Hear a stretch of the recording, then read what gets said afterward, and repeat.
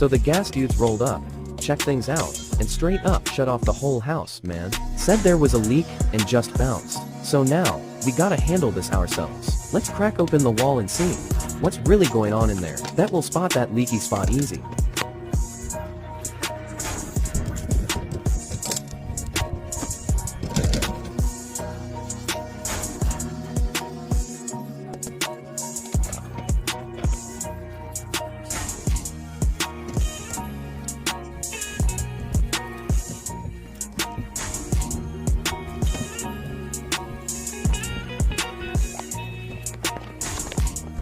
Here's the plan.